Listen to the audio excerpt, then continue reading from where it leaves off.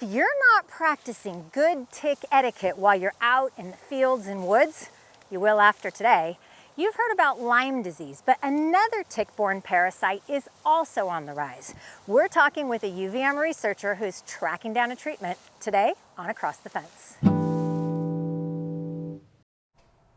Hello, Vermont. There was a time in the not too distant past when ticks were virtually strangers to the northern New England landscape. But as temperatures have risen, tick ranges have expanded, and today Vermont has some of the highest reports of tick-borne illness in the country. That's probably not news to you. But did you know that UVM has been on the forefront of research studying black-legged ticks? Everything from the impact on our ag community to vectors of tick spread in our forests and fields to vaccine trials for Lyme disease. And now, another UVM researcher is working on a first-ever treatment for Babesiosis, a tick-borne illness that's still under the radar, but has seen a 1,600% increase in cases over the last decade. Joining me today is Dr. Peter Hyson, an assistant professor of medicine in the infectious disease division at UVM's Larner College of Medicine, who recently received nearly $1 million in combined awards to further his research on babesiosis therapies. Dr. Hyson, welcome to Across the Fence. Thanks so much for having me. I am so glad to have you here today. So, we always do a little bit of chatting before the interview starts, and there were a few things that I learned about Dr. Hyson that I'm now going to start with, totally rewriting the script a little bit, because I think I had thought that you were predominantly a researcher, and now I understand that actually, so you've trained as a physician, and you are still in clinical practice in infectious diseases, and in fact, doing research on babesiosis is something you've only been doing for about the last 4 years? Yeah, that's right. So I started this project working on babesiosis when I was an infectious diseases fellow here at UVM. I've been working under the tutelage of our eminent parasitologist and infectious disease physician, Dr. Chris Houston, who's worked on a diarrheal illness called cryptosporidium for the last 20 years.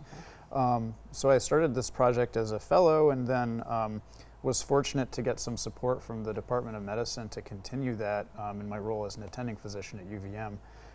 But yeah, up until now, actually 50% of my time has been spent working as an infectious diseases clinician, seeing patients in the clinic and also in the hospital. And I continue to work as a clinician even now.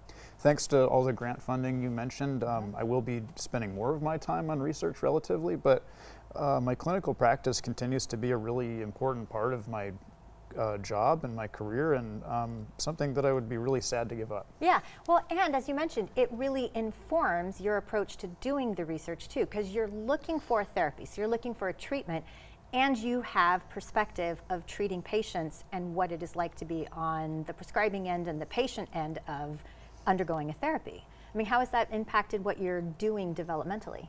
Yeah, well, I think that being a clinician really underpins my work, because it's part of thinking about the patients I work with is what makes the research important to me. And it's also helpful when it comes to thinking about pragmatic aspects of potential treatments and what will work and what won't work.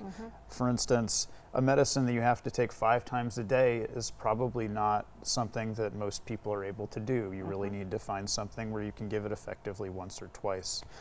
Something that costs too much, also not going to work for most people. Yeah. So considerations like that, I think, are something that I can bring to the table, as somebody trained as a clinician. Yeah. Okay, so now we actually have to talk about what this babesiosis actually is. And I'm going to go ahead and say I might slip and start calling it babesiosis, because that is what I originally thought the name was. When you see it written, that's what it looks like, but it is babesiosis.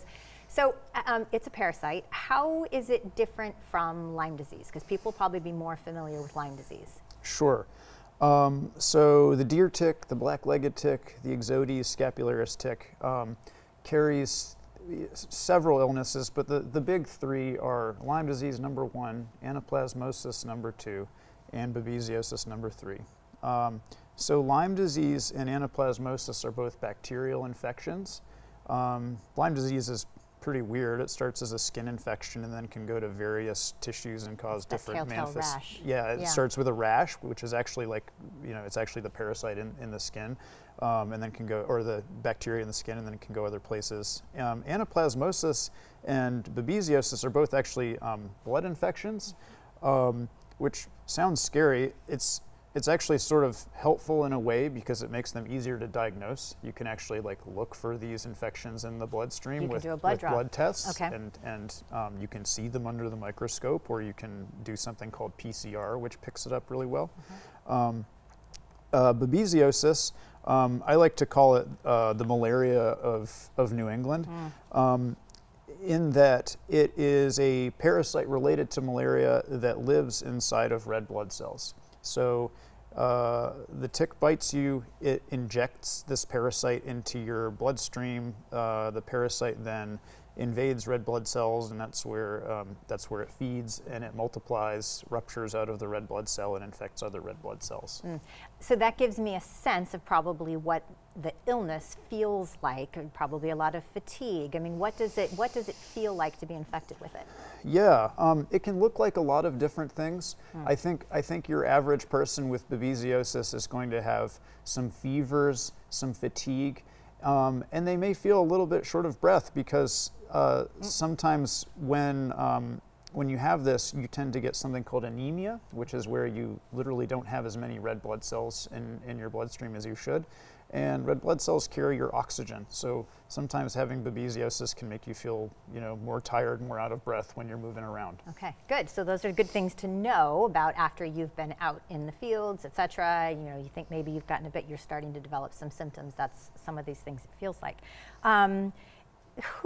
Is it a very serious illness? Lyme is pretty serious, can become quite serious. How about babesiosis? How serious is it? So it has a really broad range of severity. Many people will have a pretty mild infection. However, for those at the extremes of age, the very young, the very old, and those who have immunocompromising conditions, it can be a very severe and life-threatening illness, causing critical illness requiring ICU care, blood transfusions, and some people can have pulmonary edema, which is where you get fluid in your lungs. You can have multi-organ failure from this, and people even die from it sometimes. Well, and I realize, again, this is where then your clinical side comes into play, because that's real to you. You oftentimes working in infectious disease, you see people who are actually suffering from infectious diseases and what it's like. Absolutely. Yeah. And I see the kind of people who are most at risk of getting a severe babesiosis infection. It's all well and good if you're like, I'm immune competent, I'm young, I'm hardy, like this is not a threat to me. But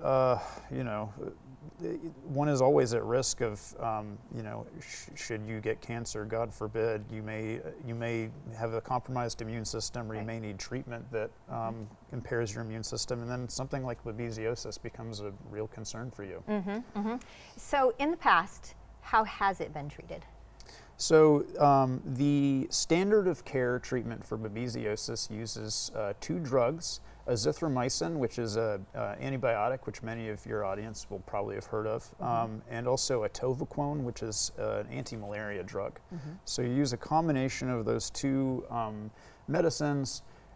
In most people, it'll be a 7 or a 10-day course of treatment. For people with impaired immune systems, it may be longer. Okay. And then in your lab, what are you investigating? And actually, I should say, when you said that this was a little bit like North American malaria, I was thinking, it was malaria. I think you said it one time. Malaria is the elephant in the room when you're talking to parasitologists, because of the fact that there's resistance that can develop to the treatment drug. So yeah, what's your lab in pursuit of, and why?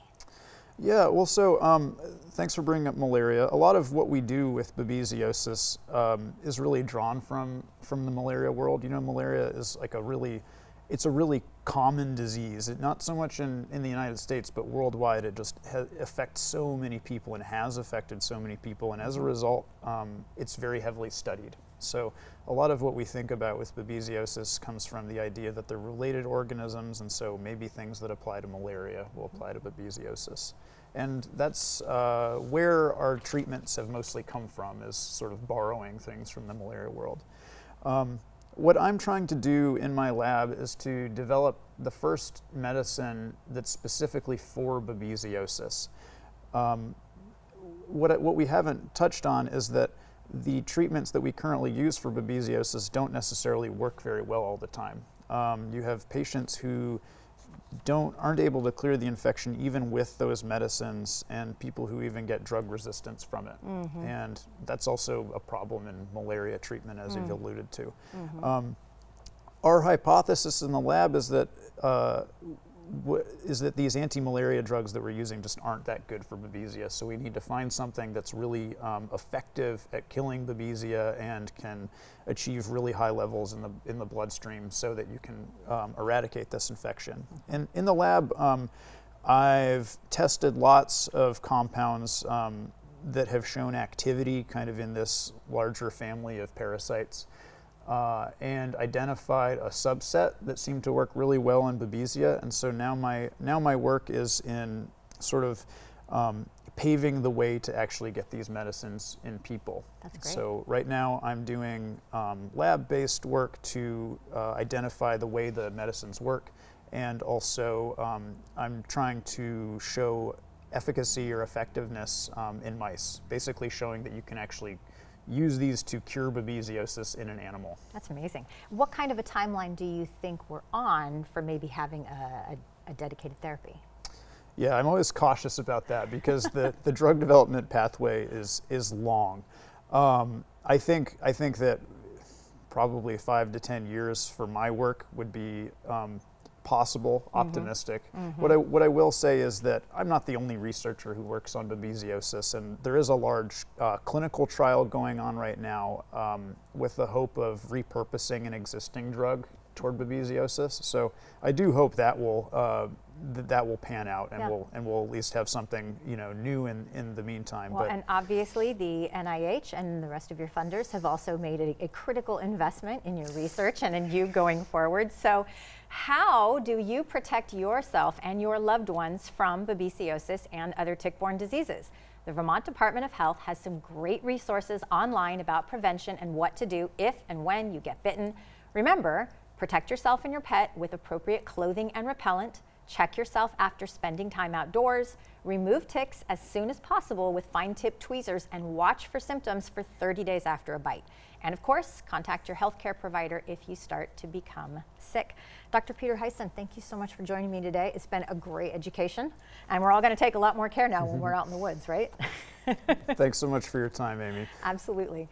And as always, thank you, Vermont, for learning and exploring with me today, and thanks to the team that makes Across the Fence possible. I'm Amy Finley. This is Across the Fence. Come back and let's learn and explore again tomorrow.